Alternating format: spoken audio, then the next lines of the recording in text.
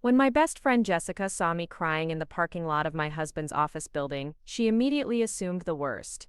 "Emma, did David fire you from helping with the business?" she asked, wrapping her arms around me. I shook my head, wiping away tears that felt like they'd been building up for weeks.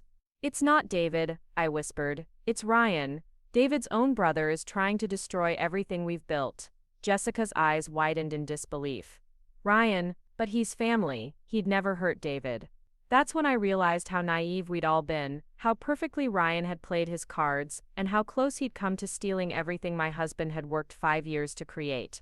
Before we jump back in, tell us where you're tuning in from, and if this story touches you, make sure you're subscribed, because tomorrow I've saved something extra special for you.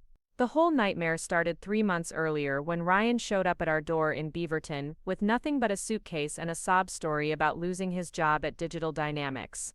David, being the caring older brother he'd always been, didn't hesitate for a second. "Stay as long as you need," he said, setting up the guest room while I made coffee and tried to ignore the uneasy feeling in my stomach. Ryan had always been charming, the type of person who could talk his way into or out of anything, but there was something different about him this time. His usual easy smile seemed forced, and his eyes held a calculating look I'd never noticed before. David's software consulting company, TechFlow Solutions, had been thriving. After 5 years of grinding through late nights and weekend work sessions, we'd finally landed our biggest contract yet with a major hospital network in the Pacific Northwest. The deal was worth $2 million over 3 years, and it meant we could finally expand our team from 15 to 25 employees. David was so excited he could barely contain himself, pacing around our living room as he explained all the possibilities to Ryan. "We're looking at opening a second office, maybe in Seattle," he said, his eyes bright with dreams. "This contract changes everything for us." Ryan nodded along, asking all the right questions, showing what seemed like genuine interest in his brother's success. What I didn't realize at the time was that Ryan wasn't just listening out of brotherly support. He was gathering intelligence, learning every detail about our operations, our clients, and most importantly, our vulnerabilities. Within a week of staying with us, Ryan had positioned himself as David's unofficial advisor. "You know, brother," he'd say over dinner, "I've been thinking about your cash flow situation. Expansion is risky if you don't have enough liquid capital." David would nod thoughtfully, always valuing Ryan's input because of his background in business development. After all, Ryan had worked at Digital Dynamics for 3 years before his termination, and he understood the tech consulting world. The first red flag should have been how quickly Ryan insinuated himself into David's daily routine. He started showing up at the office, claiming he wanted to help with the transition period while he looked for a new job. David, generous as always, even gave Ryan a temporary consulting position to help with project management on the hospital contract. "It's perfect," David told me one evening, as we sat on our back porch overlooking the Portland skyline. "Ryan knows the industry, he needs work, and we need all hands on deck for this expansion." I wanted to voice my concerns, but David seemed so happy to have his brother involved in the business that had consumed his life for years. Ryan's girlfriend Sophia appeared around the same time, a sharp-dressed woman in her early 30s who claimed to work in venture capital. She was beautiful in an intimidating way, with perfectly styled blonde hair and designer clothes that probably cost more than most people's monthly rent. Sophia had a way of asking probing questions that seemed casual but felt invasive. During family dinners at the waterfront restaurant David loved, she'd lean in with interest as David explained technical aspects of the business. "That's fascinating," she'd purr. "And you're handling all the client relationships yourself? That must be overwhelming." Her questions always seemed designed to highlight problems rather than celebrate successes. The dynamic between the brothers had always been complex. David, 3 years older, had always been the responsible one. He'd helped Ryan through college when their parents couldn't afford tuition, had gotten Ryan his first job in tech, and had bailed him out of financial trouble more times than I could count. Ryan, meanwhile, had always been the charmer, the one who could talk his way into opportunities, but struggled to keep them. Their parents, Tom and Linda, lived in a retirement community in Arizona now, but they still called David whenever Ryan needed help. "He's your little brother," Linda would always say. "Family takes care of family." But something had shifted in Ryan during his unemployment. The easygoing younger brother had been replaced by someone bitter and resentful. I started noticing little comments he'd make about David's success. Must be nice to be the golden child, he'd mutter when David got a congratulatory call from a client.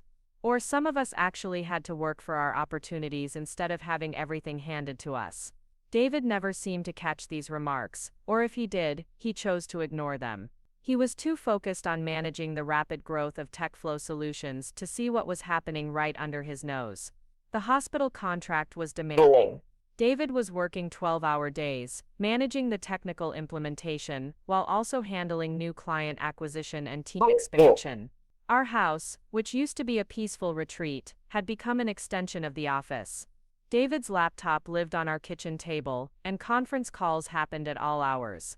I'd been helping with administrative tasks, managing schedules and handling some of the client communication, but I wasn't deeply involved in the day-to-day operations.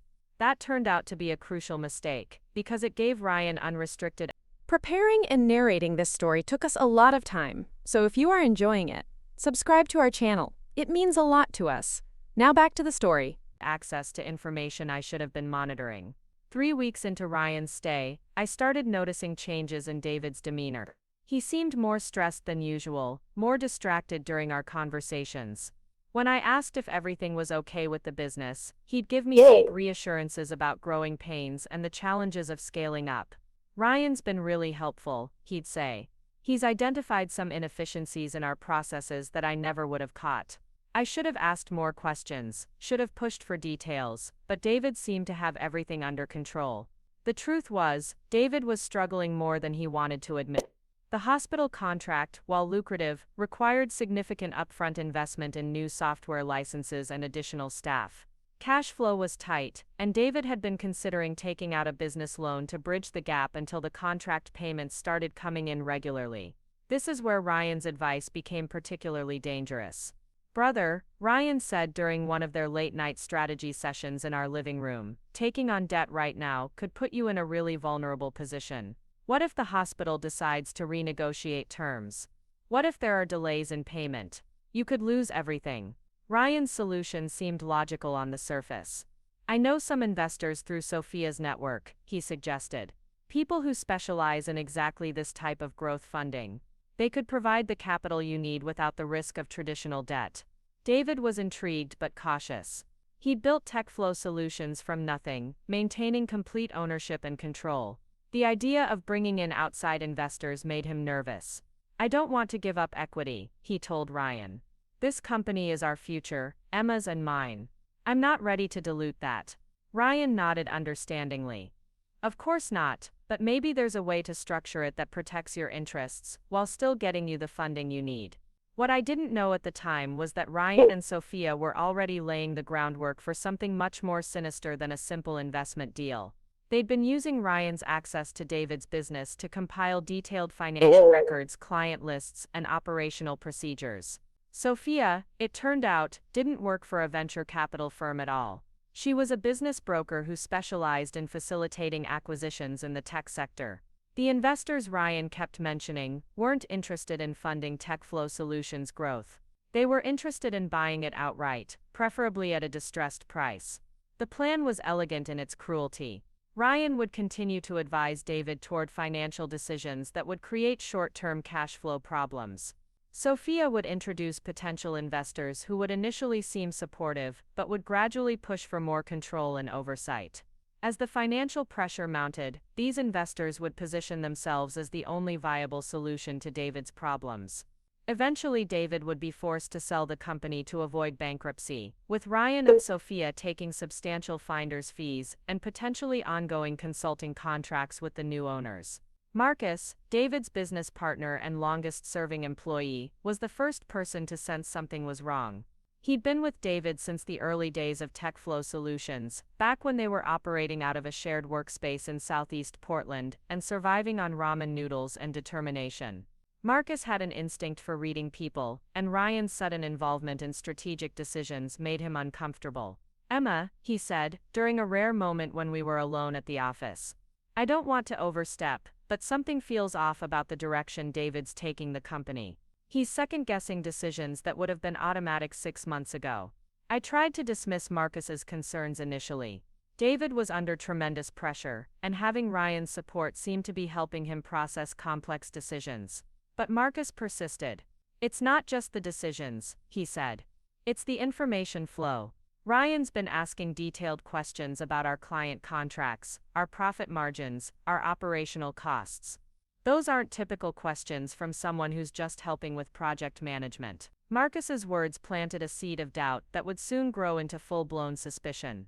The breaking point came during a family dinner at our favorite restaurant overlooking the Willamette River. David had invited everyone to celebrate reaching the halfway point of the hospital contract implementation.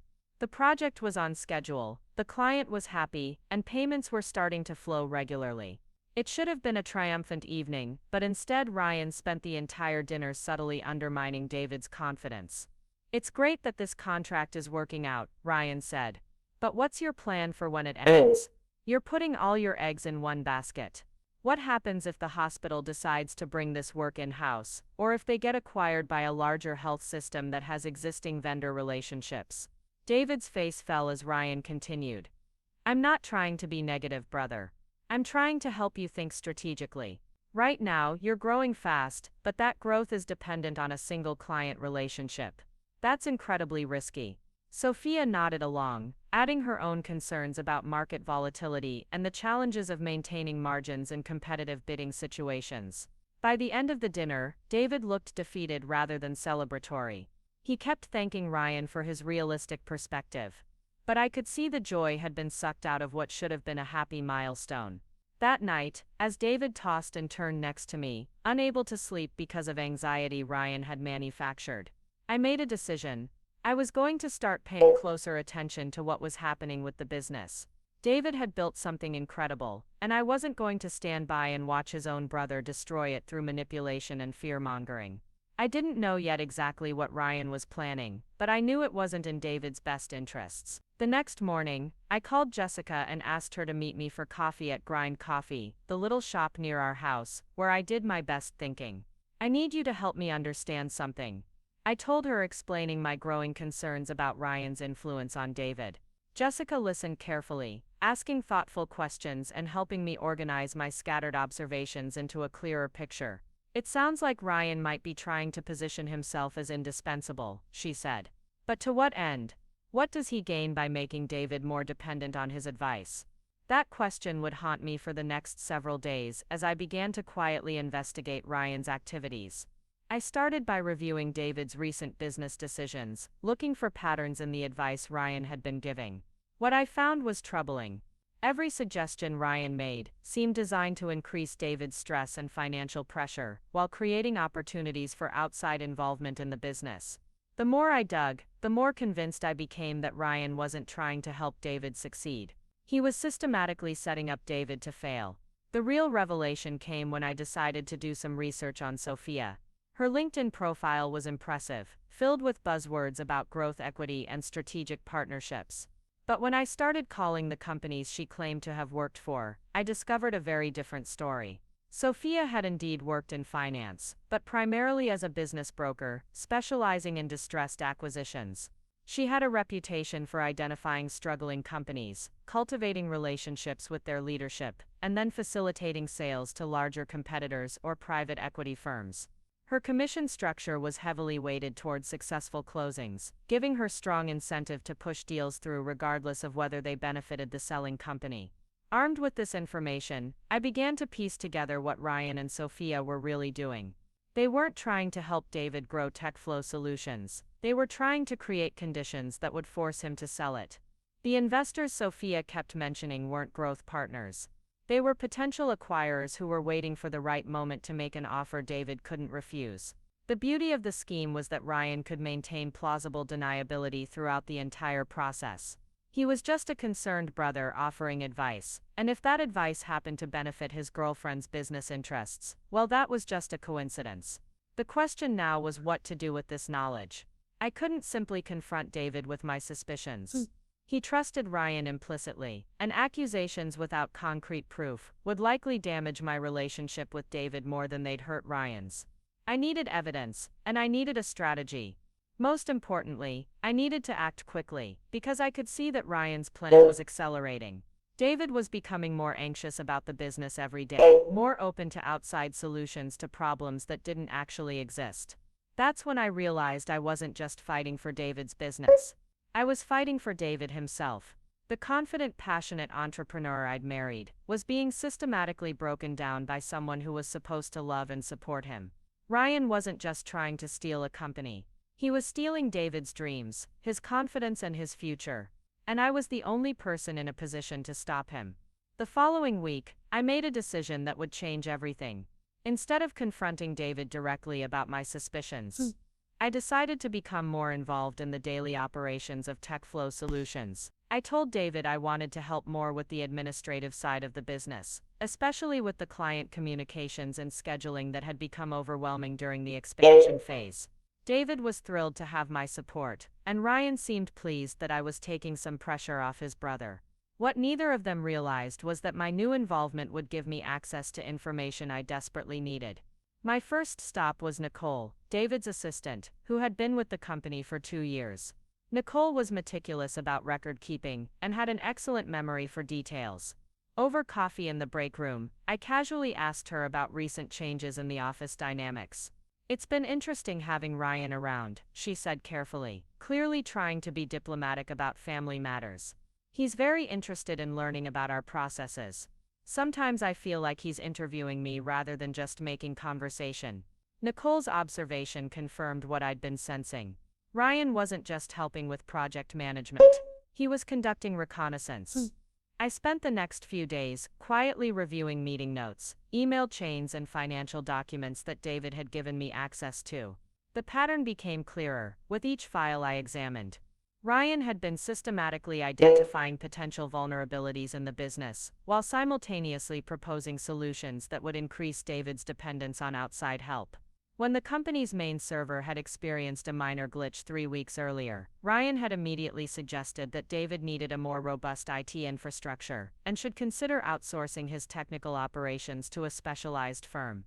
When a client had requested a small modification to their software package, Ryan had framed it as evidence that David's team lacked the expertise to handle complex customizations. Each individual suggestion seemed reasonable in isolation, but together they painted a picture of a business that was struggling to keep up with its own success. Ryan was like a doctor who kept finding new symptoms while offering increasingly expensive treatments. The most insidious part was how he delivered these observations with apparent concern and brotherly love. "I just want to see you succeed," he'd tell David. "You've worked too hard to let small problems become big ones." Marcus proved to be an invaluable ally in my investigation. During a team meeting about the hospital contract, I watched as Ryan questioned several of Marcus's technical recommendations, suggesting that they might be over-engineering solutions and creating unnecessary complexity.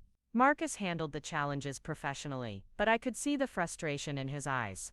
After the meeting, I asked Marcus to walk with me to get coffee from the shop downstairs. "How long has Ryan been questioning your technical decisions?" I asked directly. Marcus paused, clearly weighing how much to say about his boss's brother. "It started about 2 weeks ago," he finally admitted. "At first I thought he was just trying to understand processes better. But lately it feels like he's looking for problems that don't exist. Yesterday, he suggested that our quality assurance protocols might not be sufficient for enterprise-level clients.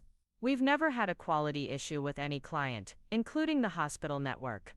Marcus's concern was evident. "Emma, I've been doing this work for 8 years. I know when someone is trying to undermine confidence in a team's capabilities."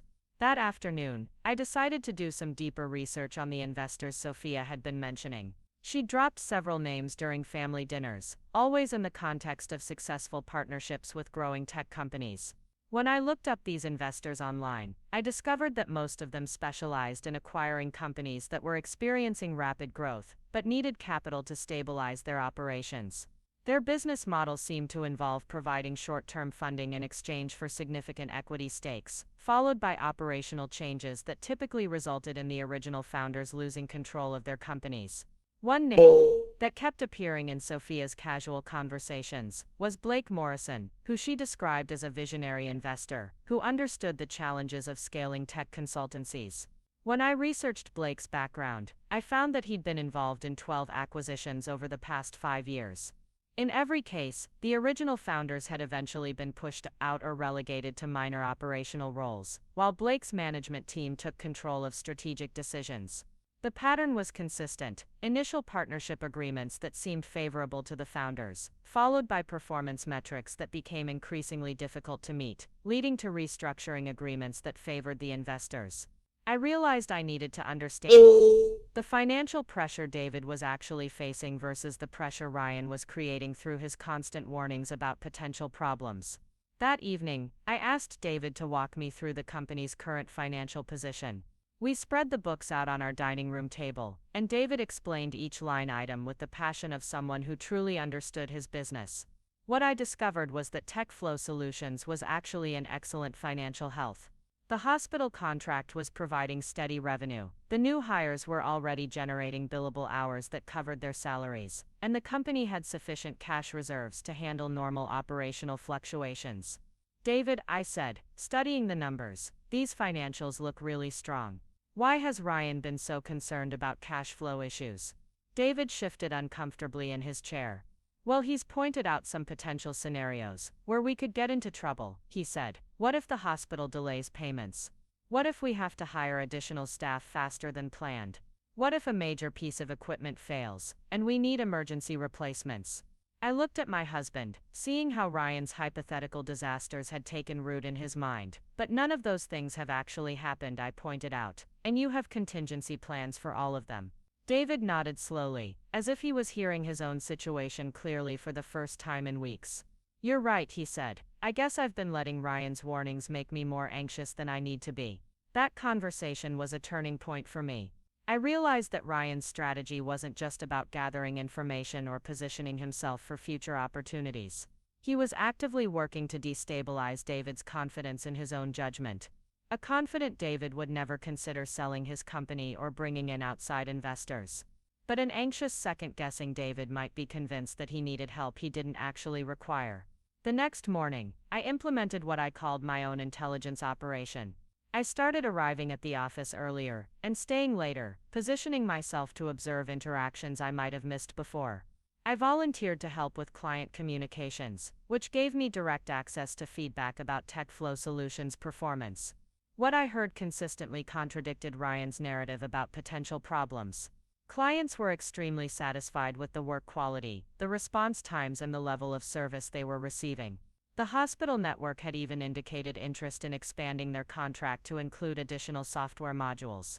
During one particularly revealing conversation with the hospital's IT director, I learned that they'd been approached by 3 other consulting firms trying to bid on additional work.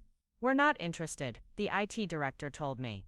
Your team understands our systems better than anyone, and the transition to working with a new vendor would be more trouble than it's worth. We're hoping to make TechFlow Solutions our long-term strategic partner for all our software needs. This was exactly the opposite of the vulnerability Ryan had been describing to David. I also started paying closer attention to Sophia's behavior during family gatherings. She had a habit of steering conversations toward business topics, and then asking very specific questions about operational details. During a dinner at our house, she casually inquired about TechFlow Solutions' client acquisition process, wanting to know how David identified potential customers and what his conversion rates looked like. When David mentioned that he was considering hiring a dedicated salesperson to handle business development, Sophia immediately suggested that he might want to partner with an experienced business development firm instead. Hiring internally is such a risk, she said. What if the person doesn't work out?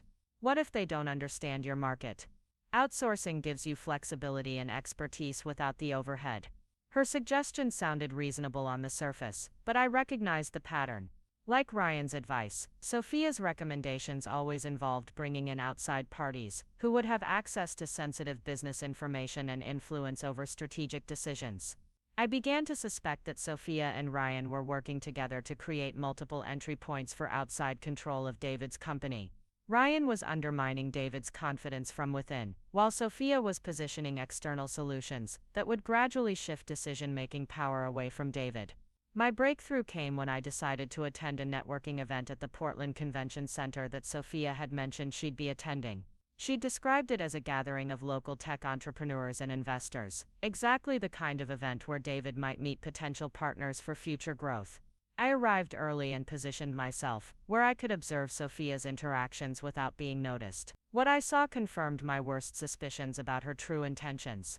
Sophia spent the evening moving from group to group, but she wasn't networking in the way someone genuinely interested in David's success would network.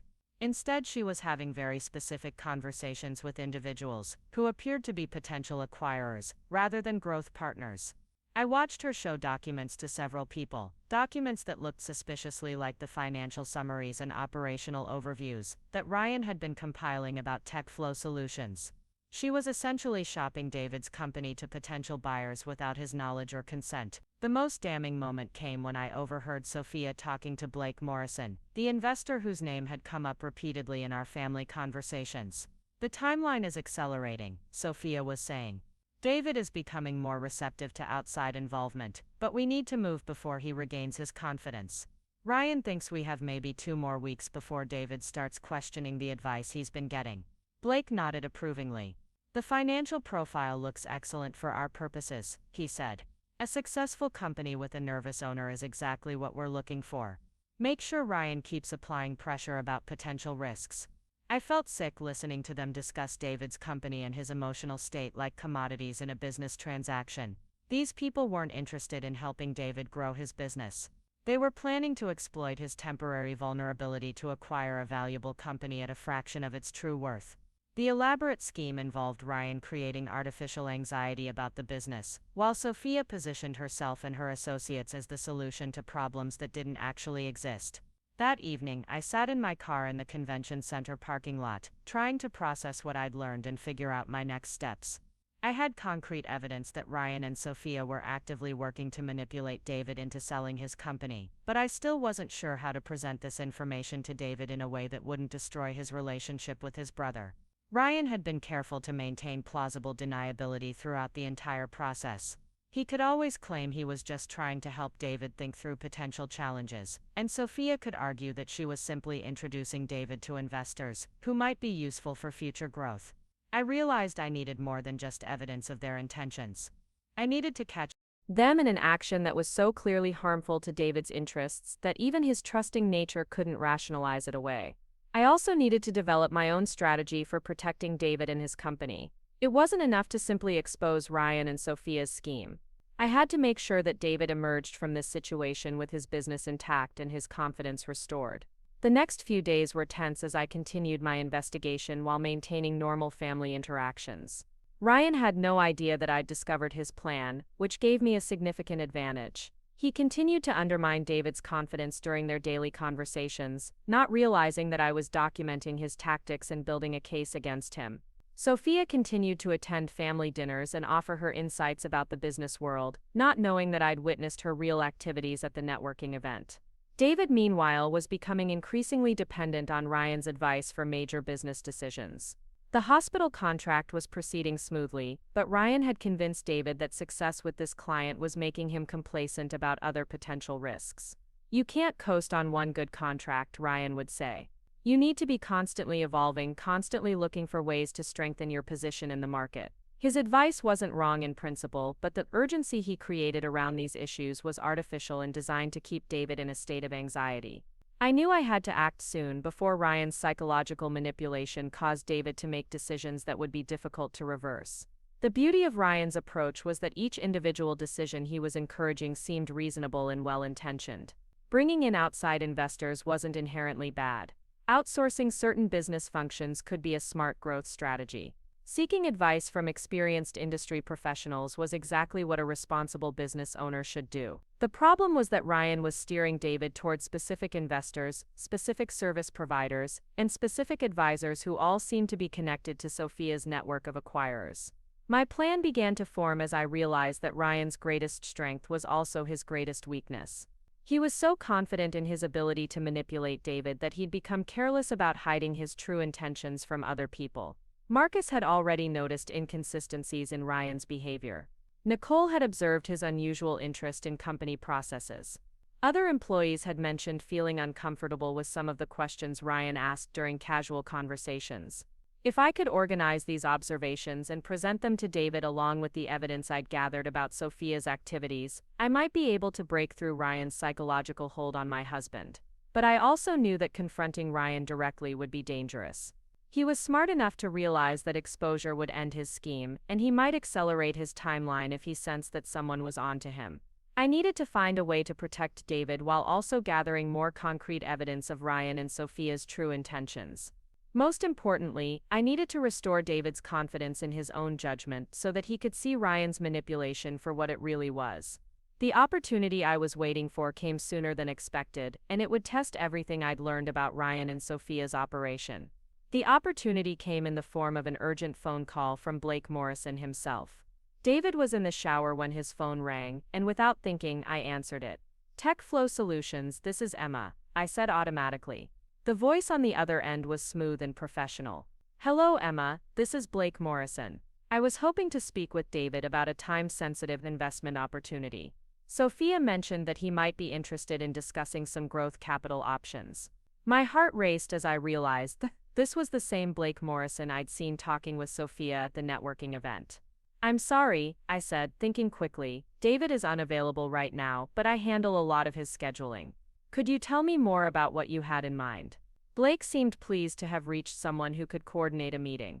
Of course, we're looking at several promising tech consultancies in the Portland area, and TechFlow Solutions has come highly recommended.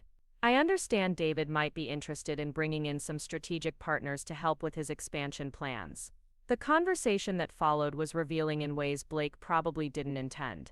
He knew far too much about TechFlow Solutions for someone who had supposedly just heard about the company through Sophia's recommendation. He mentioned specific details about the hospital contract, the recent staff expansion, and even David's concerns about cash flow management.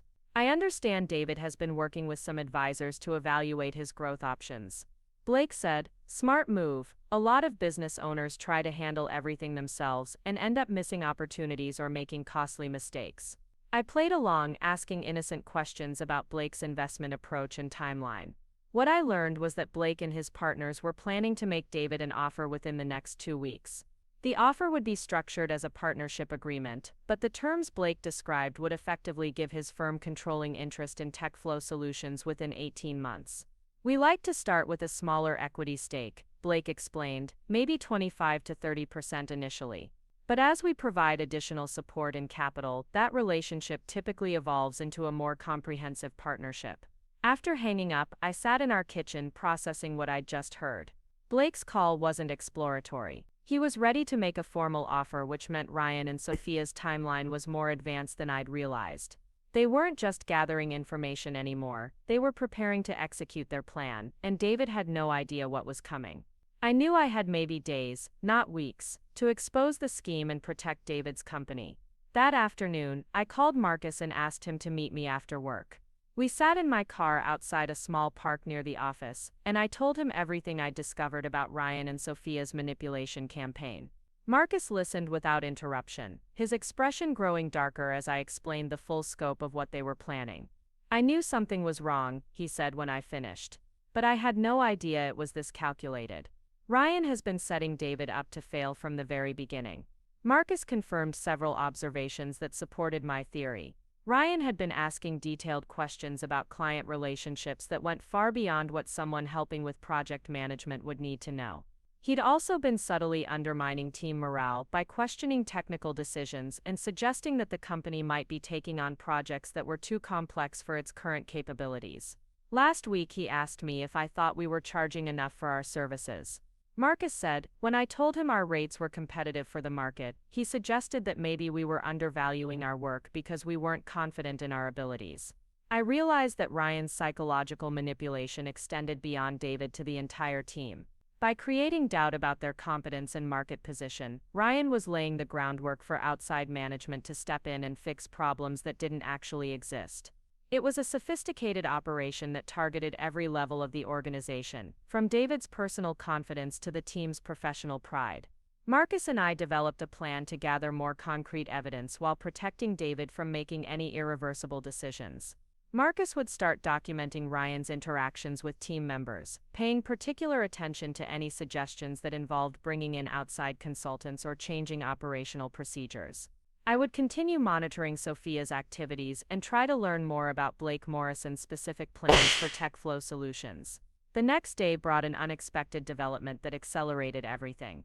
David came home from work looking more stressed than I'd seen him in months. "Blake Morrison wants to meet with me tomorrow," he said, collapsing into his favorite chair in our living room. "Ryan thinks it could be exactly what we need to take the company to the next level." I forced myself to remain calm, even though every instinct was screaming that this was the moment I'd been preparing for. David explained that Blake had called the office directly and suggested an informal meeting to discuss potential partnership opportunities. "He seems to understand the challenges of scaling a consulting business." David said, "Ryan thinks we should at least hear what he has to offer. Even if we decide not to work with him, it could be valuable to get an outside perspective on our growth strategy." I could see that Ryan's months of undermining David's confidence had worked. David was genuinely convinced that he needed outside help to manage challenges that he'd been handling successfully for years. That evening, while David was taking calls with clients on the West Coast, I made a decision that would change everything. I called Blake Morrison's office and left a message saying that I was David's business partner and would like to join the meeting to discuss TechFlow Solutions' strategic options. I knew this would surprise David, since I'd never positioned myself as a formal business partner, but I needed to be in that room to protect him from making decisions based on incomplete information. Blake's assistant called back within an hour to confirm that I'd be welcome at the meeting. The quick response told me that Blake was eager to move forward with his acquisition plan and didn't want any delays. I spent the rest of the evening researching Blake's previous acquisitions, looking for patterns in how he structured his initial offers and what happened to the companies after he gained control. What I found was deeply troubling. Blake's typical approach involved offering generous terms for an initial equity stake, usually around 25%, in exchange for capital and strategic guidance. The initial agreements always included performance targets that seemed reasonable, but became increasingly difficult to meet as market conditions changed or client demands evolved. When companies struggled to hit these targets, Blake would offer additional capital in exchange for larger equity stakes and more operational control. Within 2 years, most of the founders found themselves minority shareholders in their own companies, with Blake's management team making all strategic decisions. The most disturbing part was how Blake handled founders who resisted his increasing control. In every case I could research, the original owners were eventually forced out through various legal and financial mechanisms. Some were fired for cause after Blake's team documented performance issues. Others were bought out at valuations significantly lower than their companies were worth. A few simply walked away after becoming frustrated with their inability to influence decisions about businesses they'd built from nothing.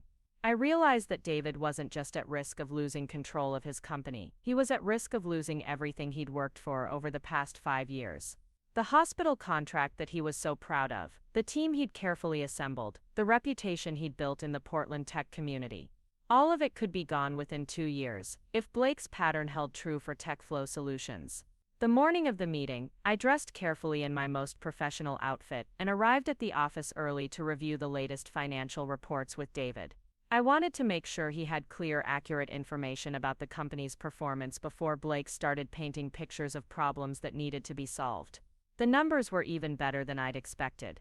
TechFlow Solutions had exceeded its revenue projections for the quarter, client satisfaction scores were at all-time highs, and the team was operating efficiently despite the recent expansion. "David," I said, showing him the reports, "these are the numbers of a company that's succeeding, not struggling. Before we meet with Blake, I want you to remember that TechFlow Solutions is performing exactly the way you planned when you started this expansion." David nodded, but I could see the anxiety in his eyes.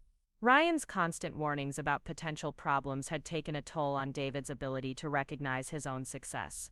Blake Morrison arrived at our office precisely on time, accompanied by a younger associate who introduced herself as Jennifer Chen, a senior analyst who specialized in technology sector investments. Blake was exactly what I'd expected from his voice. Polished, confident, and immediately commanding attention in any room he entered. He complimented David on the office space, praised the team's obvious professionalism, and expressed genuine admiration for what David had accomplished with TechFlow Solutions. The first hour of the meeting was Blake at his most charming. He asked thoughtful questions about David's vision for the company, listened attentively to explanations of technical processes, and demonstrated impressive knowledge of the healthcare software market. Jennifer took detailed notes and asked follow-up questions that showed she'd done extensive research on TechFlow Solutions before the meeting. I began to understand how Blake had been so successful at acquiring companies. He was genuinely impressive, and his interest in David's work seemed authentic. The conversation shifted when Blake began discussing the challenges of scaling a consulting business in a competitive market. "David, you've built something remarkable here," he said, "but I imagine you're starting to feel the pressure of success. More clients mean more complexity, more staff means more management overhead, more revenue means more financial risk if anything goes wrong." Blake's analysis wasn't wrong, but I noticed how he framed growth as a source of anxiety rather than achievement. Blake's presentation was masterful in its subtle manipulation.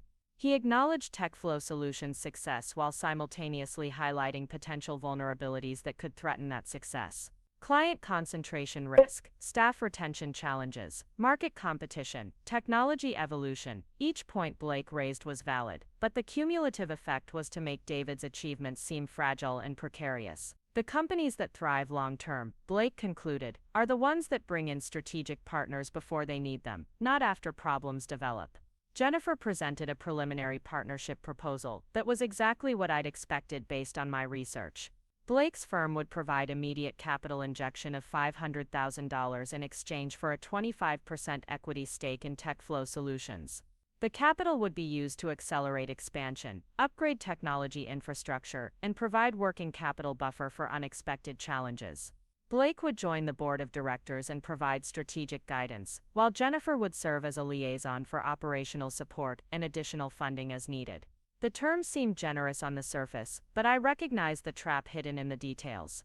The partnership agreement included performance targets for revenue growth, client diversification, and operational efficiency that would be challenging to meet in any economic environment.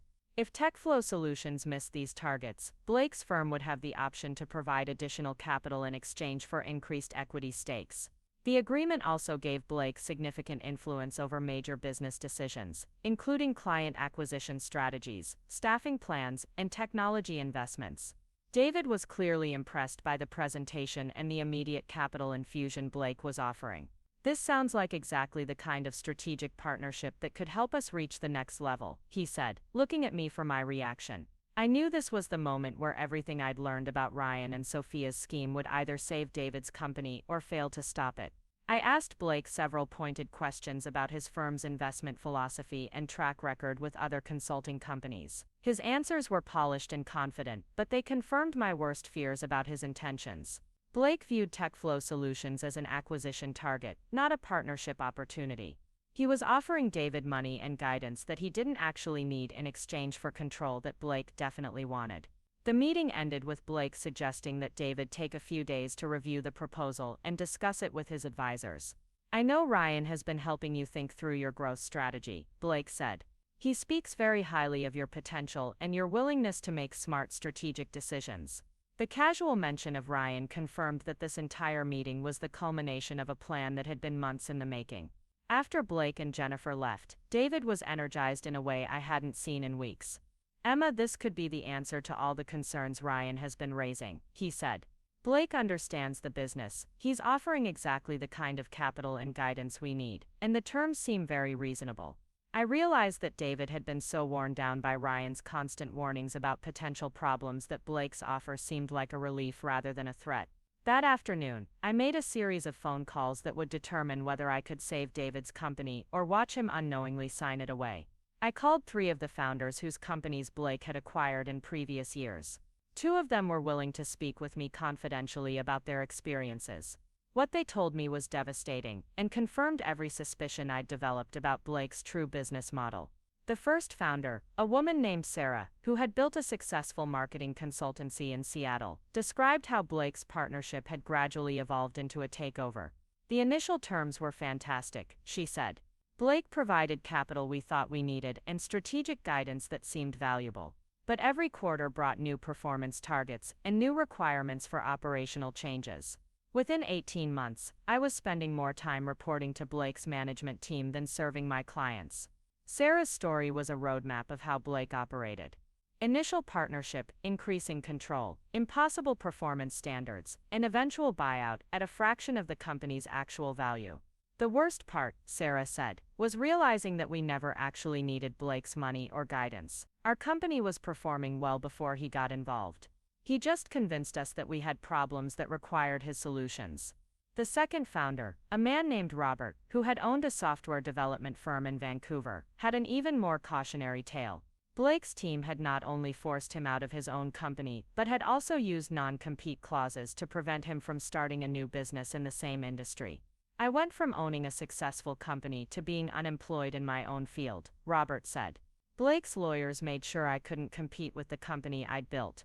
Armed with this information, I knew I had to act immediately to prevent David from making the biggest mistake of his professional life. But I also knew that simply presenting David with negative stories about Blake wouldn't be enough. Ryan had spent months undermining David's confidence in his own judgment.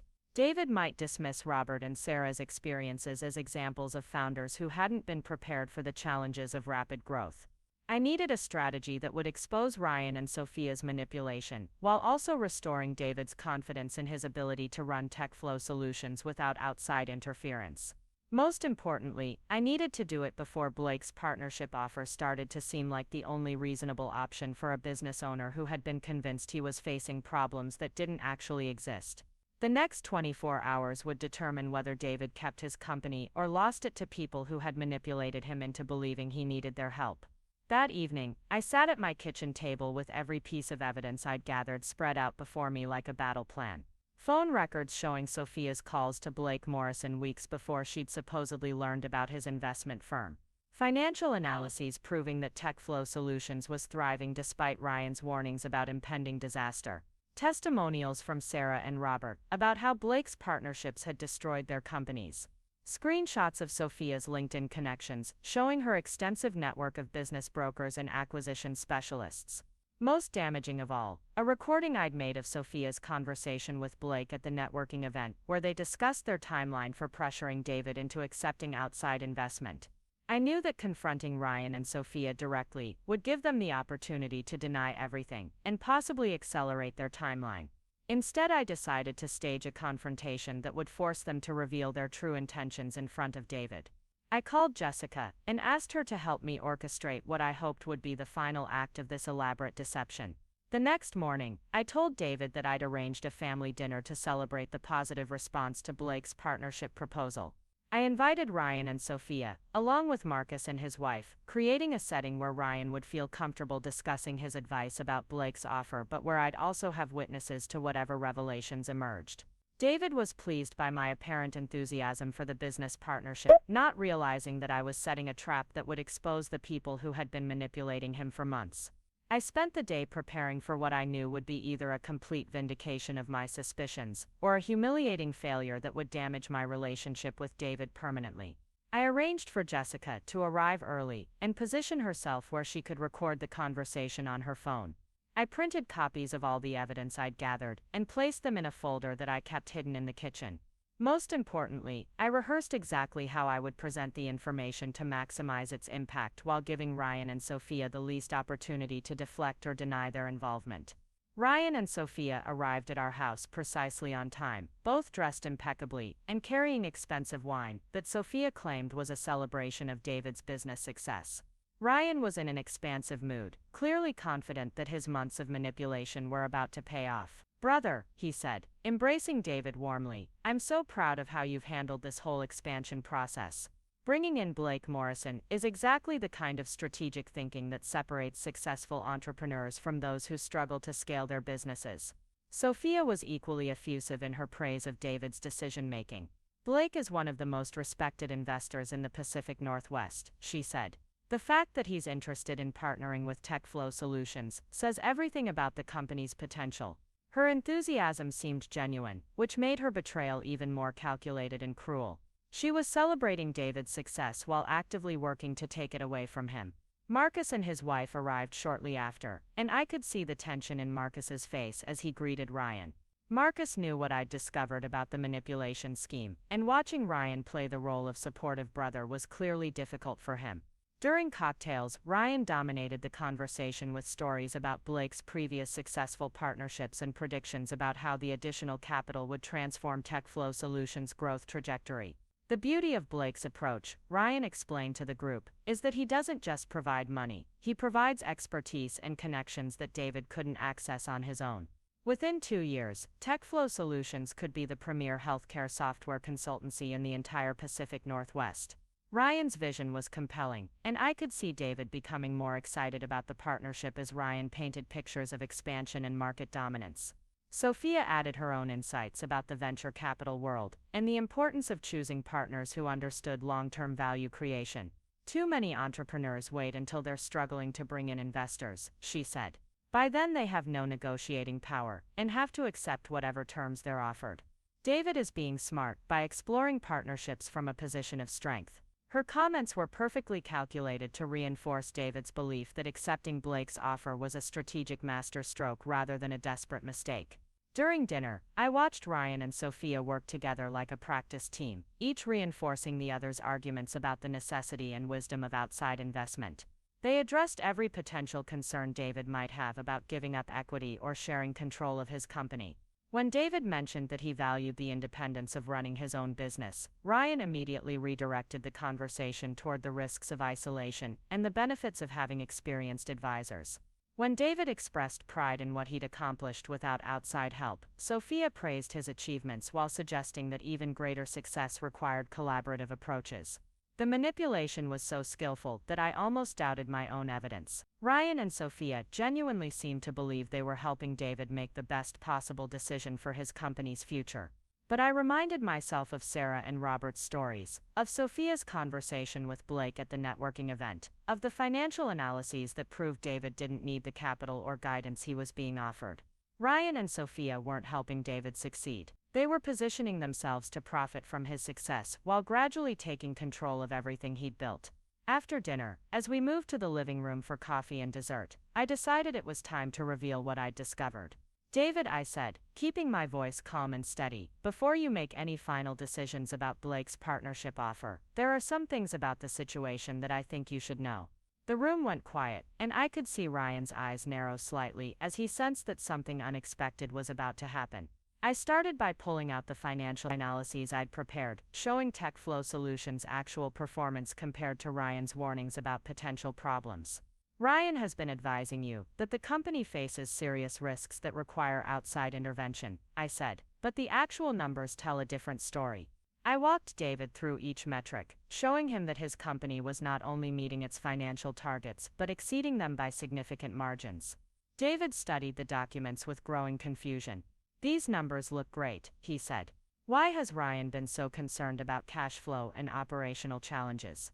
Ryan immediately jumped in with explanations about forward-looking risk assessment and the importance of being proactive rather than reactive.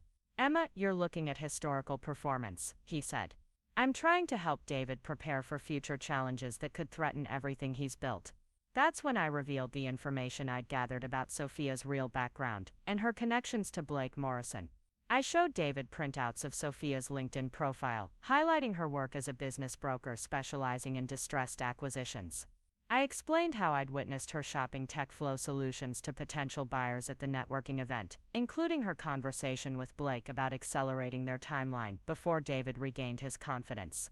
Sophia's face went pale as I recounted the details of her conversation with Blake. That's completely taken out of context, she protested. I was simply exploring options for David's benefit. Business development requires understanding all possible scenarios.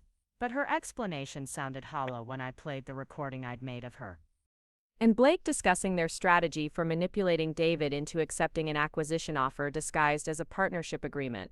The recording was devastating in its clarity. Sophia's voice was unmistakable as she discussed David's psychological state and Ryan's role in creating anxiety about the business. Blake's responses revealed the calculated nature of their acquisition strategy and their timeline for gaining control of TechFlow Solutions. When the recording ended, the room was completely silent except for the sound of David's heavy breathing. Ryan tried desperately to maintain his cover, claiming that he'd been unaware of Sophia's business activities and insisting that his advice to David had been motivated purely by brotherly concern. "David, you have to believe me," he said, his voice cracking with what seemed like genuine emotion. "I would never do anything to hurt you or your company. Sophia may have had her own agenda, but everything I've told you has been my honest assessment of the challenges you're facing." But Marcus spoke up from across the room, presenting his own evidence of Ryan's manipulation tactics. Ryan, you've been systematically undermining David's confidence for months. Marcus said, you've questioned every successful decision, created anxiety about non-existent problems, and pushed for solutions that would benefit outside parties rather than TechFlow Solutions. Marcus detailed specific instances where Ryan had discouraged David from pursuing profitable opportunities or had suggested operational changes that would have weakened the company's competitive position. I then shared the stories I'd heard from Sarah and Robert about their experiences with Blake Morrison's partnership offers. The pattern was identical to what was happening with TechFlow Solutions, from the initial generous terms to the gradual increase in control to the eventual forced buyout at below-market valuations. David, I said, Blake isn't offering you a partnership. He's offering you a slow-motion acquisition that will end with you losing control of everything you've built. David sat in stunned silence as the full scope of the manipulation became clear. His own brother had spent months systematically destroying his confidence while positioning outside parties to take advantage of his manufactured vulnerability. The partnership offer that had seemed like a lifeline was actually a trap designed to separate him from his company and his livelihood. Ryan made one final attempt to salvage the situation, appealing to David's emotions rather than logic. "Brother, I know this looks bad," he said, tears beginning to form in his eyes, "but you have to understand that I was only trying to help. I've watched you struggle with the pressure of running this company, and I thought bringing in experienced partners would make your life easier."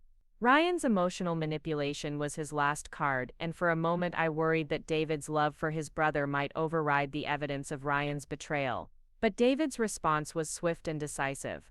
"Ryan, get out of my house," he said, his voice cold and controlled. "I trusted you with my business, my family, and my future, and you used that trust to try to steal everything from me. I don't want to see you again until you're ready to acknowledge what you've done and make amends for the damage you've caused." David's strength in that moment reminded me why I'd fallen in love with him in the first place and why his company had been successful despite Ryan's interference. Sophia tried to leave with Ryan, but I blocked her path to the door. "Sophia, before you go, I think you should know that I've documented everything about your involvement in this scheme," I said. "I have recordings, email evidence, and witness testimony about your activities. If you or Blake Morrison attempt to contact David or anyone at TechFlow Solutions again, I'll make sure that information reaches every potential client and partner in the Portland tech community." Sophia's composure finally cracked, and she left without another word, pulling Ryan behind her. The aftermath of the confrontation was both emotionally draining and professionally liberating. David spent the next several days processing the betrayal and rebuilding his confidence in his own judgment. He called Blake Morrison to withdraw from consideration for the partnership, citing his decision to maintain full ownership and control of TechFlow Solutions. Blake was surprisingly gracious in his response, perhaps recognizing that his acquisition strategy had been exposed and any further pressure would only create legal complications. Marcus and I worked together to review every business decision that had been influenced by Ryan's advice, identifying changes that needed to be reversed and opportunities that had been missed due to Ryan's manipulation. The hospital contract continued to exceed expectations, and within a month David had signed 2 additional clients who were drawn to TechFlow Solutions' reputation for independence and innovative approaches to healthcare software challenges. David's relationship with Ryan remained strained for several months, but eventually Ryan reached out with a genuine apology and an acknowledgement of how his jealousy and financial desperation had led him to betray his brother's trust. Ryan had lost his girlfriend, his temporary living situation, and his connection to the Portland tech community as word spread about his involvement in the acquisition scheme. The consequences of his actions forced him to confront the choices he'd made and the damage he'd caused to the person who had always supported him. 6 months after the confrontation, TechFlow Solutions was thriving beyond David's most optimistic projections. The company had grown to 40 employees, opened a satellite office in Seattle, and established itself as the leading healthcare software consultancy in the Pacific Northwest. David's confidence had not only returned but had evolved into a deeper understanding of his own capabilities and the value of surrounding himself with people who genuinely supported his success. Jessica often reminded me that my investigation and intervention had saved not just David's company but also his relationship with his brother. Ryan needed to face consequences for what he'd done, she said. Without that confrontation, he would have continued down a path that would have destroyed both brothers. The forced separation had given Ryan the opportunity to address his underlying issues with jealousy and entitlement, while David had learned to trust his own instincts rather than relying solely on advice from family members. Marcus was promoted to Chief Technology Officer, a role that recognized his loyalty during the crisis and his contributions to the company's technical excellence. Nicole became Operations Manager, taking on many of the administrative responsibilities that had been overwhelming David during the expansion phase. The team that David had built proved to be more capable and resilient than Ryan's manipulation had suggested, and their collective success validated David's original vision for the company. The experience taught me valuable lessons about the importance of protecting the people we love from manipulation, even when it comes from family members who claim to have our best interests at heart. Ryan's betrayal had been particularly painful because it exploited David's trust and generosity, qualities that made him an excellent husband and business leader, but also vulnerable to those who would take advantage of his good nature. Looking back, I realized that my investigation and intervention had transformed me as much as it had protected David. I discovered capabilities I didn't know I possessed and had learned to trust my own instincts about people and situations. The passive support I'd provided during the early years of TechFlow Solutions had evolved into active partnership that strengthened both our marriage and David's business. Today, TechFlow Solutions employs over 60 people across 3 offices and has become a case study in sustainable growth and employee-centered business practices. David regularly speaks at conferences about the importance of maintaining company culture during expansion and the value of building businesses that prioritize long-term relationships over short-term profits. He never mentions Ryan's role in nearly destroying everything he'd built, but the experience shaped his approach to business partnerships and family relationships in ways that continue to benefit the company and everyone associated with it. Ryan eventually started his own small consulting firm in San Francisco, focusing on helping startups avoid the growth challenges that had led to his own mistakes. He and David have rebuilt their relationship slowly, with clear boundaries about business involvement and mutual respect for each other's independence. Sophia disappeared from the Portland business community entirely, and Blake Morrison shifted his acquisition focus to other markets after word spread about his manipulative partnership tactics. The lesson I learned from protecting David's business was that sometimes the greatest threats come from those closest to us, and that love requires not just support but also vigilance. David's success wasn't just the result of his hard work and business acumen. It was also the product of having people around him who were willing to fight for his dreams when he couldn't see the dangers clearly himself. The weeks following Ryan's departure from our lives brought unexpected challenges that I hadn't anticipated. While David and I had successfully exposed the manipulation scheme and protected TechFlow Solutions from Blake Morrison's acquisition attempt, the emotional aftermath proved to be more complex than simply feeling victorious about defeating the villains in our story. David struggled with feelings of betrayal that went far deeper than business concerns, questioning his judgment about people and wondering how he'd missed the signs of his brother's deception for so many months. David's parents, Tom and Linda, called from Arizona after Ryan reached out to them with his version of events. Ryan had portrayed himself as a victim of misunderstandings and miscommunication, claiming that his business advice had been taken out of context and that Sophia had manipulated him as much as she'd manipulated David. Linda was particularly upset, having spent decades mediating between her sons and believing that family bonds should transcend any business disagreements. Emma, she said during a tearful phone call, "I don't understand how things got so complicated. Ryan says he was only trying to help, and now both my boys are angry and hurt." Explaining the situation to David's parents required patience and diplomacy that tested my communication skills in ways I hadn't expected. Tom and Linda hadn't witnessed Ryan's systematic manipulation of David's confidence or Sophia's calculated presentation of TechFlow Solutions to potential acquirers. They knew Ryan as a charming younger son who had always struggled professionally, and David as a successful older brother who had always been generous with help and support. The idea that Ryan would deliberately sabotage David's business seemed impossible to them. I spent hours on phone calls with Linda, walking her through the evidence methodically and helping her understand the difference between offering genuine business advice and orchestrating a scheme designed to benefit outside parties at David's expense. The recordings of Sophia's conversations with Blake Morrison were particularly convincing, as they revealed the calculated timeline and strategic manipulation that no amount of good intentions could explain away. Eventually, Linda acknowledged that Ryan's actions had crossed lines that even family loyalty couldn't excuse.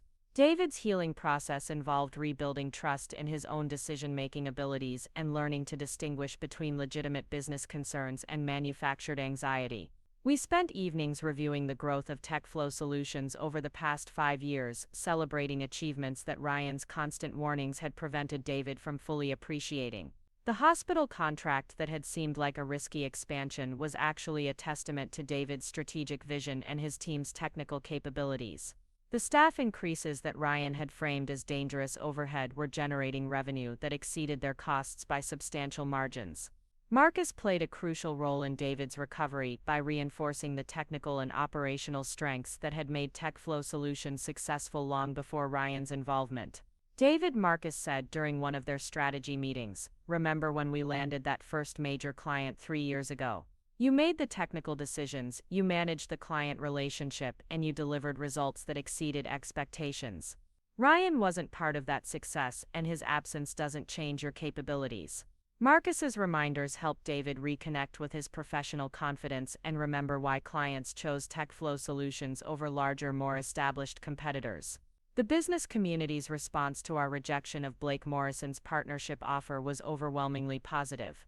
Word spread quickly through Portland's tight-knit tech network that David had turned down a substantial investment offer to maintain independence and control of his company. Several potential clients reached out specifically because they wanted to work with a consultancy that prioritized client relationships over investor returns. Within 2 months of the confrontation with Ryan and Sophia, TechFlow Solutions had signed 3 new contracts worth more than Blake's proposed investment would have provided. One of these new clients was particularly meaningful because it came through a referral from Sarah, the Seattle entrepreneur whose company Blake Morrison had acquired 2 years earlier. Sarah had heard about David's situation through mutual connections and wanted to support a business owner who had successfully resisted the same manipulation tactics that had cost her control of her company. "David," she said during their initial meeting, "you made the right choice by maintaining your independence. The short-term capital that investors like Blake provide never compensates for the long-term loss of control and vision." Sarah's referral led to a consulting contract with a chain of urgent care clinics that needed custom software solutions for patient management and billing integration. The project was complex enough to challenge David's team while being manageable within their existing capabilities. Most importantly, the client was specifically interested in working with TechFlow Solutions because of David's reputation for maintaining long-term relationships and avoiding the service disruptions that often accompanied investor-driven changes in consulting firms.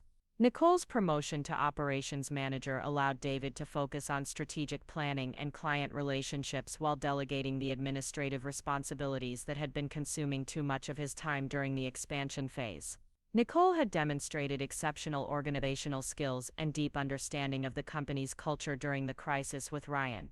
Her loyalty and competence had been evident when she'd provided me with information about Ryan's suspicious behavior, and David recognized that she deserved formal recognition and increased responsibility. The Seattle office that David had been considering before Ryan's interference became a reality 6 months after the confrontation. Instead of opening the satellite location as a response to investor pressure or manufactured growth targets, David approached the expansion as a strategic opportunity to serve clients in the Pacific Northwest more effectively. Marcus led the technical implementation while Nicole managed the operational logistics, demonstrating that TechFlow Solutions had the internal capability to handle growth without external management intervention. David's relationship with his employees deepened as news of his rejection of outside investment spread through the company. Team members who had been concerned about potential changes in company culture or job security felt reassured by David's commitment to maintaining the collaborative environment that had attracted them to TechFlow Solutions in the first place. Several employees mentioned that they'd been approached by recruiters from larger firms but had chosen to stay because they valued the stability and autonomy that David's leadership provided. The crisis had also strengthened my relationship with David in ways that extended far beyond our shared victory over Ryan's manipulation scheme. David began consulting me regularly about business decisions, recognizing that my investigation had revealed analytical skills and strategic thinking that could benefit TechFlow Solutions on an ongoing basis. While I didn't want a formal role in the company's operations, I became an unofficial advisor who helped David process opportunities and challenges from perspectives that his technical background might not naturally consider. Jessica often commented on how the experience had changed both David and me, bringing out capabilities and confidence that hadn't been necessary during the easier periods of our marriage and his business growth. Emma, she said during one of our coffee meetings, you probably saved David's company, but you also discovered that you're much stronger and more resourceful than you realized. That's going to serve you well regardless of what challenges come next. Jessica's observation helped me recognize that confronting Ryan's manipulation had been about more than protecting David's business. It had been about claiming my own power and refusing to be a passive observer when people I loved were being threatened. Ryan's attempts to rebuild his relationship with David began about 4 months after the confrontation when he called to request a meeting to discuss what had happened and offer a genuine apology for his actions.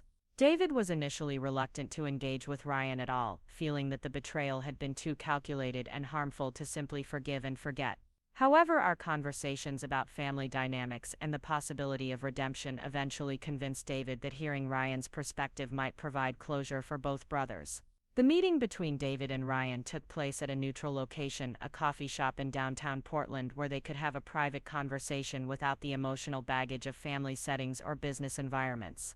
Ryan arrived looking genuinely remorseful and considerably humbler than the confident manipulator who had lived in our guest room and influenced David's business decisions for months.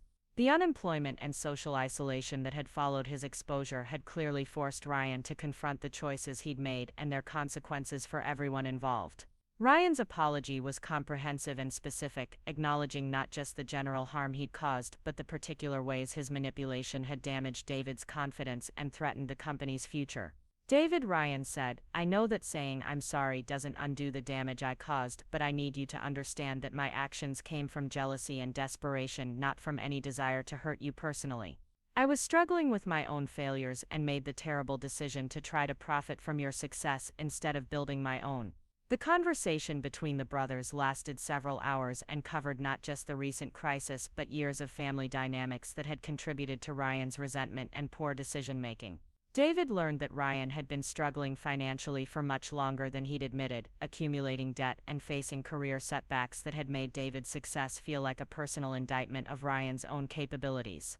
While these circumstances didn't excuse Ryan's betrayal, they helped David understand the psychological factors that had led his brother to participate in such a harmful scheme.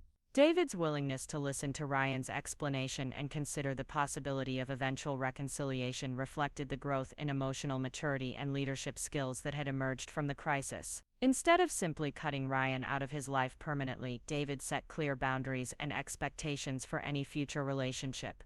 Ryan would need to demonstrate genuine change in his behavior and decision-making before David would consider rebuilding trust. Most importantly, Ryan would never again have any involvement in TechFlow Solutions or access to information about David's business activities. Sophia's disappearance from the Portland business community was swift and complete, as word of her role in the manipulation scheme spread through professional networks and made her toxic to potential employers and clients. Several other entrepreneurs came forward with stories of suspicious approaches from Sophia that now seemed clearly designed to gather information for acquisition schemes rather than provide legitimate business development services. Blake Morrison's investment firm also suffered reputational damage as details of their manipulative partnership tactics became known among potential targets and industry observers. The exposure of Blake's business model led to broader conversations in the Portland tech community about the importance of due diligence when considering investment partners and the warning signs of predatory acquisition schemes. David was invited to speak at several entrepreneur networking events about his experience, sharing insights about how to evaluate investment offers and maintain independence during periods of rapid growth. These speaking engagements positioned David as a thought leader in sustainable business development and attracted additional clients who valued his perspective on building companies that prioritized long-term success over short-term capital infusion. TechFlow Solutions' growth trajectory in the year following the crisis exceeded all of David's projections and validated his decision to maintain independence and control. The company's revenue doubled, the team expanded to include specialists in cybersecurity and data analytics, and client satisfaction scores remained consistently high despite the rapid scaling. The success demonstrated that David's original vision for the company had been sound and that Ryan's warnings about unsustainable growth had been manufactured concerns designed to create vulnerability rather than genuine risks that needed addressing. The experience taught both David and me valuable lessons about the importance of trusting our instincts and maintaining perspective during challenging periods. David realized that his tendency to seek validation from family members had made him vulnerable to manipulation when those family members had conflicting interests. I learned that my analytical skills and protective instincts were more powerful than I'd realized, and that I had the capability to take decisive action when people I loved were threatened. Our marriage emerged from the crisis stronger and more collaborative than it had been before Ryan's manipulation campaign began. David now consulted me regularly about business decisions, not because he doubted his own judgment but because he valued having a trusted partner who could provide different perspectives and identify potential blind spots. I became more actively involved in celebrating TechFlow Solutions' achievements and supporting David's professional goals, feeling confident that my contributions were valued and my concerns would be heard. The long-term consequences of the crisis extended beyond our immediate family to influence how we approached relationships and business partnerships going forward. David developed more sophisticated criteria for evaluating advice and assistance, learning to distinguish between supporters who genuinely wanted him to succeed and those who might benefit from his dependence or vulnerability. I became more confident about speaking up when I observed concerning patterns in people's behavior, even when those observations might be uncomfortable or controversial. Ryan eventually established a small consulting practice in San Francisco focusing on helping startups avoid the growth challenges and family dynamics that had contributed to his own mistakes. His work was successful enough to provide financial stability and professional satisfaction, but he maintained clear boundaries about not becoming involved in his clients' businesses beyond providing strategic advice. The geographic distance and professional focus helped Ryan rebuild his self-respect while avoiding the temptations that had led to his betrayal of David's trust. David and Ryan's relationship slowly improved over the following 2 years, evolving into a cordial but cautious connection that acknowledged their shared family history while respecting the boundaries necessary to prevent future conflicts. They spoke regularly by phone and exchanged visits during holidays, but they avoided detailed discussions of business matters and maintained separate professional networks. The relationship was healthier for both brothers because it was built on realistic expectations rather than the unconditional trust that Ryan had exploited. The Portland tech community's response to David's story became part of his company's reputation and marketing advantage. TechFlow Solutions was known not just for technical excellence but also for integrity and independence that clients could rely on during their own growth challenges. Several major corporations chose TechFlow Solutions over larger competitors specifically because they wanted to work with a consultancy that had demonstrated loyalty to its values and resistance to external pressures that might compromise client relationships. Looking back on the entire experience, I realized that Ryan's manipulation scheme had ultimately strengthened everyone it was intended to harm. David's confidence in his business judgment was now based on proven success rather than untested assumptions. TechFlow Solutions had grown beyond Ryan's ability to threaten its stability or independence. Our marriage had evolved into a true partnership that could handle external pressures and internal challenges. Even Ryan had been forced to develop more honest and sustainable approaches to professional success and family relationships. The lessons we learned about protecting what we'd built while remaining open to legitimate opportunities for growth became part of how we approached every subsequent challenge and opportunity. David's speaking engagements and industry leadership expanded his influence beyond TechFlow Solutions to benefit the broader entrepreneurial community. My confidence in my own analytical abilities led to consulting opportunities with other business owners who needed help evaluating complex partnerships and investment offers. The experience of nearly losing everything we'd worked for and then successfully defending it taught us that our greatest strengths emerged not during easy periods but during times when our values and commitment were tested by people who underestimated our resolve.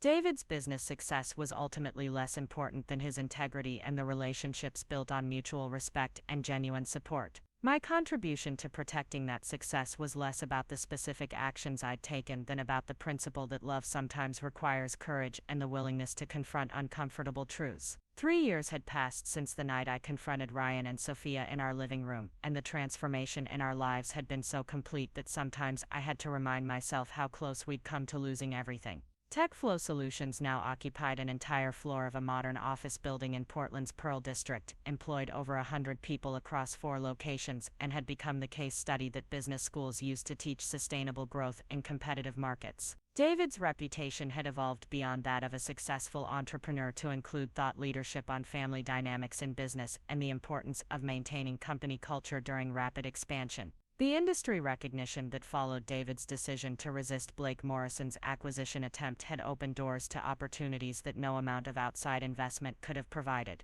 Harvard Business School invited David to participate in a panel discussion about family businesses and the challenges of maintaining independence in capital-intensive industries. The Small Business Administration asked him to serve as a mentor for emerging entrepreneurs who were navigating their first major growth phases. Most meaningfully, the Portland Business Journal named him Entrepreneur of the Year, citing not just his company's financial success, but his commitment to ethical business practices and employee development. David's speaking engagements had become a significant part of his professional identity, allowing him to share the lessons he'd learned about recognizing manipulation and maintaining perspective during challenging periods. His presentations always included the story of how Ryan's seemingly helpful advice had nearly destroyed everything he'd built, but David framed the experience as a cautionary tale rather than a personal attack on his brother. The audiences at these events were consistently impressed by David's ability to discuss such a painful betrayal with objectivity and wisdom, using his experience to help other business owners avoid similar traps. The relationship between David and Ryan had settled into a pattern that worked for both brothers while acknowledging the permanent changes in their dynamic. They spoke monthly by phone and exchanged visits twice a year, but their conversations focused on personal topics rather than business matters. Ryan had established clear boundaries for himself, refusing opportunities that might create conflicts of interest or temptations to become overly involved in other people's business decisions.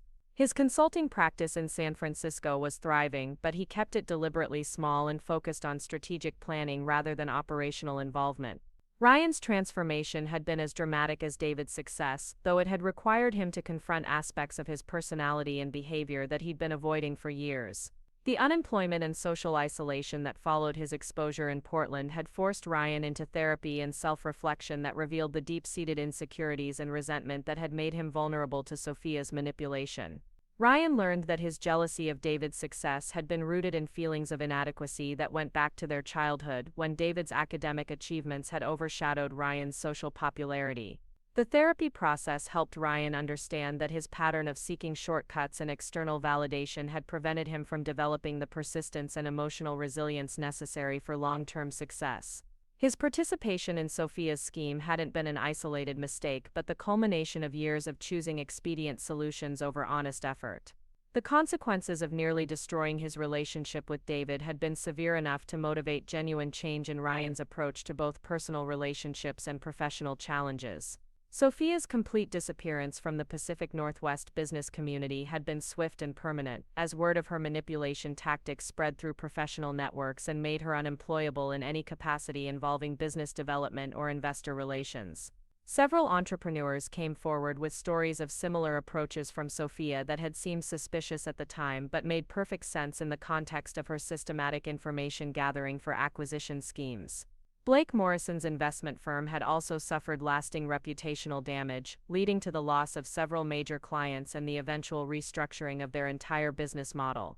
The exposure of Blake's predatory partnership tactics had prompted regulatory attention from state business authorities and professional organizations that governed investment advisor conduct. While no criminal charges were filed, the investigation revealed a pattern of misrepresentation and conflict of interest that resulted in significant fines and restrictions on Blake's ability to solicit new clients. The case became a landmark example of how sophisticated financial manipulation could operate within legal boundaries while still causing substantial harm to target companies and their owners. My own professional development had accelerated dramatically as word spread about my role in uncovering and exposing the manipulation scheme. Several business owners approached me for consulting services related to due diligence and risk assessment, particularly when they were considering investment offers or partnerships that seemed too good to be true. I discovered that my analytical skills and attention to detail were particularly valuable for entrepreneurs who needed objective perspectives on complex business relationships and potential conflicts of interest. The consulting work I began doing for other business owners revealed that David's experience with Ryan and Sophia wasn't unique or even particularly sophisticated compared to some of the schemes operating in the Pacific Northwest business community. Many successful companies were targeted by individuals and firms that specialized in identifying growth stage businesses with vulnerable owners who could be manipulated into accepting unfavorable partnerships or investment arrangements. My ability to recognize the warning signs of such manipulation had become a valuable service for entrepreneurs who wanted to maintain independence while still accessing capital and expertise for growth. One particularly memorable client was a woman named Rachel who owned a successful marketing agency that had been approached by an investment group claiming to specialize in helping women-owned businesses scale their operations. The investors had introduced themselves through Rachel's business mentor, a respected industry veteran who had been cultivated for months by the investment group's business development team. The mentor genuinely believed he was helping Rachel access valuable resources. But my investigation revealed that the investment group's track record with women-owned businesses was uniformly negative, with every previous partnership resulting in the original owner being forced out within 2 years. Rachel's case demonstrated how sophisticated these manipulation schemes had become, with extensive preparation and relationship building that could span months or years before the actual approach to the target business owner. The investment group had researched Rachel's background, her company's financial performance, and her personal goals extensively before crafting their approach. They knew she was passionate about maintaining her company's culture and supporting other women entrepreneurs, so their pitch emphasized shared values and collaborative growth rather than pure financial returns. Working with Rachel to expose and resist the investment group's manipulation required all the skills I'd developed during the crisis with Ryan and Sophia, plus additional research techniques and legal considerations that I'd learned through my consulting practice. We discovered that the investment group's previous acquisitions had all followed the same pattern: initial partnership agreements with generous terms, followed by performance metrics that became impossible to meet during economic downturns or market changes, leading to restructuring agreements that gave the investors controlling interest at below-market valuations. The successful resolution of Rachel's case, where she rejected the investment offer and instead secured growth capital through a community development financial institution, became another example of how business owners could maintain independence while still accessing resources for expansion. Rachel's agency continued to grow rapidly over the following year, eventually opening offices in 3 additional cities and becoming a regional leader in marketing services for mission-driven organizations. My reputation as someone who could help business owners navigate complex partnership and investment decisions led to speaking opportunities at entrepreneurship conferences and small business development workshops. The presentations I gave focused on practical techniques for evaluating investment offers, identifying potential conflicts of interest, and maintaining perspective during high-pressure decision-making periods. The audiences at these events consistently expressed appreciation for advice that was based on real-world experience rather than theoretical frameworks. The success of my consulting practice had an unexpected benefit for TechFlow Solutions, as several of my clients became customers for David's company when they needed software development or technology consulting services. The referrals created a virtuous cycle where David's reputation for integrity and independence attracted clients who had learned to value those qualities through their own experiences with predatory business practices. TechFlow Solutions became known not just for technical excellence but also for ethical business practices that clients could rely on during their own growth challenges. David and I often reflected on how the crisis with Ryan had ultimately strengthened every aspect of our lives and opened opportunities that we wouldn't have discovered otherwise. Our marriage had evolved into a true partnership where we regularly collaborated on both personal and professional challenges. David's business had grown beyond our most optimistic projections while maintaining the culture and values that had attracted our original team members. My own career had developed in directions I'd never imagined, combining analytical skills with interpersonal insight in ways that created value for other entrepreneurs. The lessons we'd learned about protecting what we'd built while remaining open to legitimate opportunities became part of how we approached every subsequent challenge and decision. David's approach to evaluating new clients and partnerships now included careful consideration of potential conflicts of interest and long-term alignment of values, not just immediate financial benefits. My consulting practice emphasized the importance of independent verification and objective analysis when business owners were considering major strategic changes. The Portland tech community had embraced David as a leader and mentor, whose experience provided valuable guidance for other entrepreneurs, navigating growth challenges and family dynamics in business. Several business owners credited David's advice with helping them avoid partnerships or investment arrangements that would have compromised their independence or company culture. The network of relationships that developed around these mentoring activities created additional business opportunities for TechFlow Solutions and reinforced David's reputation as someone who prioritized long-term success over short-term gains. One of the most satisfying developments was watching members of David's team advance in their careers and start their own successful businesses using principles they'd learned at TechFlow Solutions. Marcus had been promoted to Chief Technology Officer and had become David's partner in the company's strategic planning and major client relationships. Nicole had developed expertise in operations management that made her a sought-after consultant for other growing companies.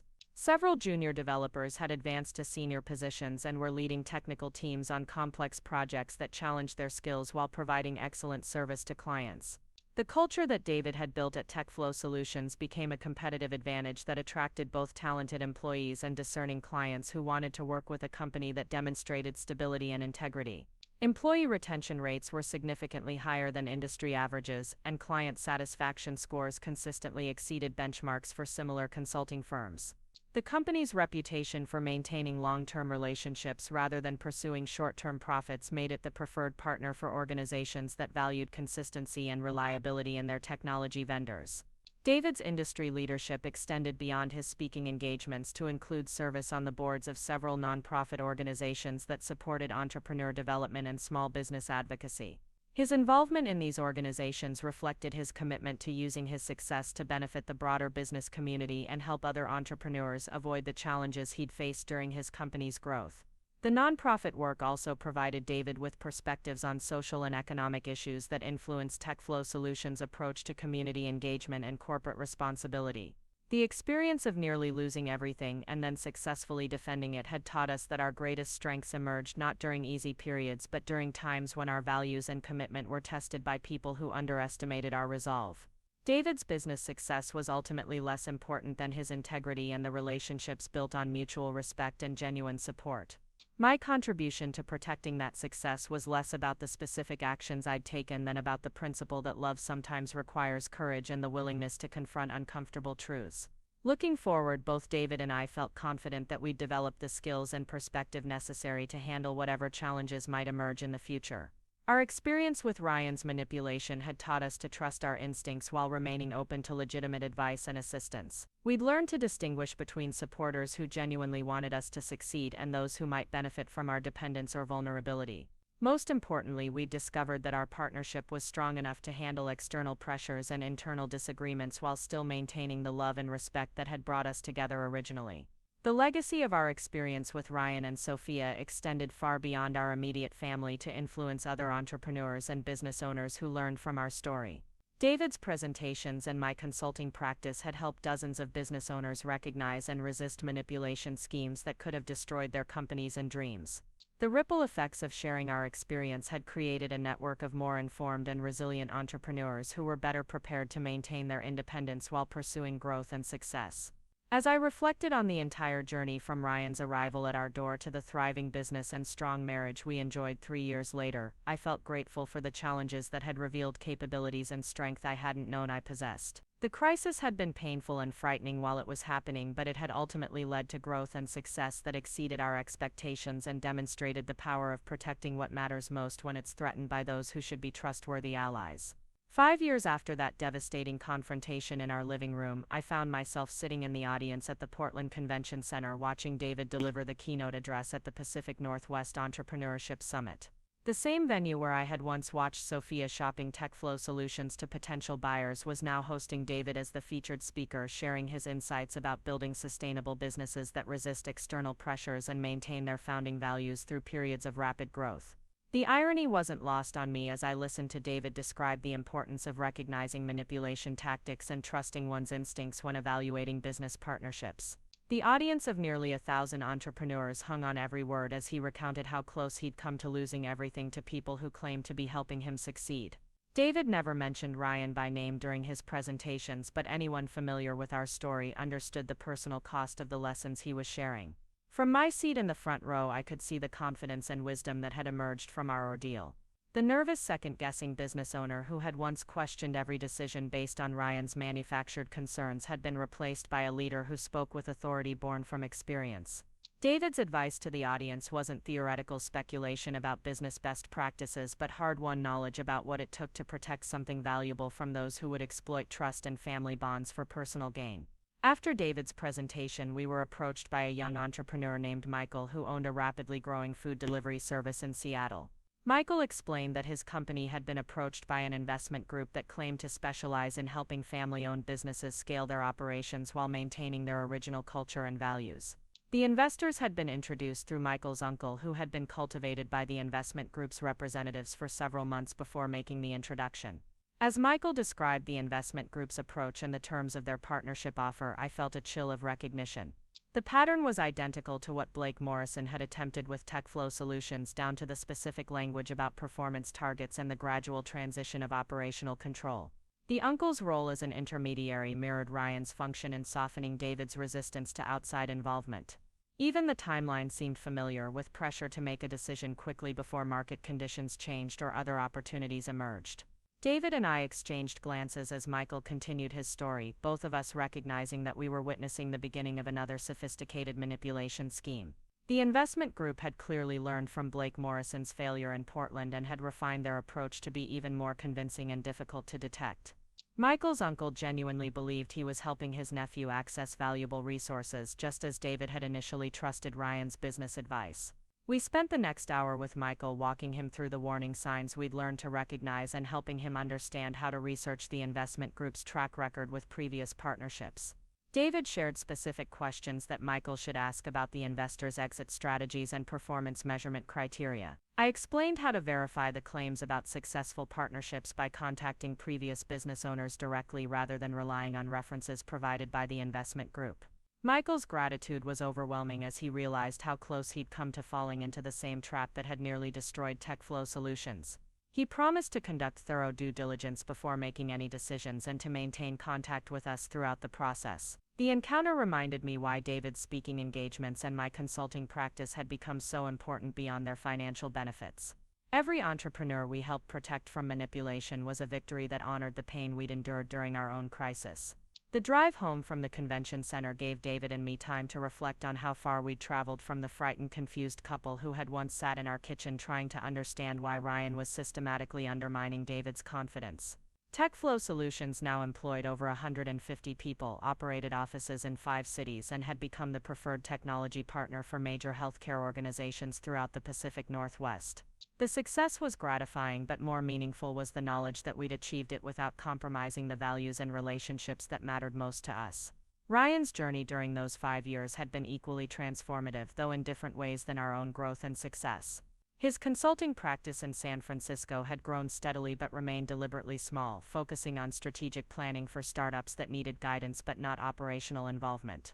Ryan had become skilled at helping entrepreneurs avoid the mistakes he'd made, using his experience with manipulation and poor decision-making to provide valuable perspective for clients facing similar temptations.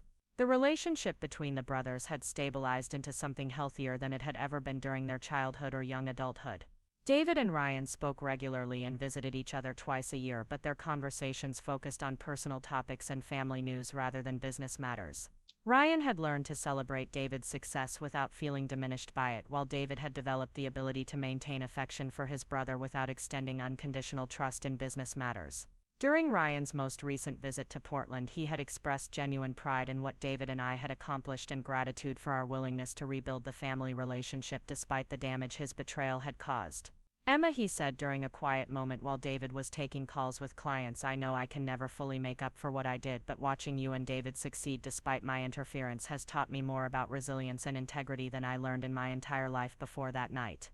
Ryan's acknowledgement of the harm he'd caused and his commitment to different choices going forward had been crucial elements in our decision to allow him back into our lives. The geographic distance between Portland and San Francisco provided natural boundaries that prevented the kind of daily involvement that had enabled Ryan's manipulation campaign. Most importantly, Ryan had demonstrated through his actions over several years that he was capable of maintaining professional relationships without exploiting them for personal advantage. The broader impact of our experience extended far beyond our immediate family to influence other entrepreneurs and business owners throughout the Pacific Northwest business community. David's presentations had become required viewing at several business schools, and the case study of TechFlow Solutions' resistance to predatory investment tactics was used in courses on entrepreneurship and family business dynamics. My consulting practice had helped dozens of business owners recognize and resist manipulation schemes, creating a network of more informed entrepreneurs who shared knowledge about suspicious approaches and questionable investment offers. One particularly satisfying development was the establishment of a peer support network for entrepreneurs who had experienced attempted manipulation or predatory investment approaches. The group met monthly to share experiences and provide guidance for members who were facing complex partnership decisions or unusual pressure to accept outside involvement in their businesses. David and I had helped organize the group, but it had quickly developed its own leadership and become a valuable resource for the entire business community. The success of the peer support network had attracted attention from academic researchers who were studying manipulation tactics in business relationships and developing training programs to help entrepreneurs recognize and resist such approaches. David and I had participated in several research studies that documented the psychological and financial impacts of predatory investment schemes. The findings were being used to develop educational materials and regulatory recommendations that could help protect other business owners from similar experiences. As we pulled into our driveway that evening after the Entrepreneurship Summit, I felt a deep sense of satisfaction with the life we'd built from the ashes of Ryan's betrayal. Our marriage was stronger than it had ever been, built on mutual respect and shared experience of protecting something valuable against those who would destroy it. David's business had exceeded every measure of success we'd imagined when he first started TechFlow Solutions. My own career had developed in ways I'd never anticipated, combining analytical skills with interpersonal insight to help other entrepreneurs navigate complex challenges. Most importantly, we'd learned that love sometimes requires courage and the willingness to confront uncomfortable truths about people we care about. The passive support I'd provided during the early years of our marriage had evolved into active partnership that strengthened both our relationship and David's business. David had learned to value outside perspectives while maintaining confidence in his own judgment and decision-making abilities. The experience had taught us that our greatest strengths emerged not during easy periods but during times when our values and commitment were tested by people who underestimated our resolve. We discovered that protecting what matters most sometimes requires taking risks and making difficult choices that might strain relationships in the short term but preserve integrity and independence in the long term. Looking toward the future, both David and I felt confident that we'd develop the wisdom and skills necessary to handle whatever challenges might emerge. Our experience with Ryan's manipulation had taught us to trust our instincts while remaining open to legitimate advice and assistance. We'd learned to distinguish between supporters who genuinely wanted us to succeed and those who might benefit from our dependence or vulnerability. The legacy of our experience would continue through the entrepreneurs we helped, the businesses we protected, and the example we provided of what was possible when people refused to be victims of manipulation and chose instead to fight for their dreams and values. Every success story that emerged from our guidance was a reminder that the pain we'd endured had been transformed into something valuable that could benefit others facing similar challenges. As I reflected on the entire journey from crisis to triumph, I felt grateful for the difficulties that had revealed capabilities and strength I hadn't known I possessed. The experience of nearly losing everything and then successfully defending it had taught us that love, determination, and careful planning could overcome even sophisticated attempts to destroy what we'd built together. Up next, you've got 2 more standout stories right on your screen. If this one hit the mark, you won't want to pass these up, just click and check them out.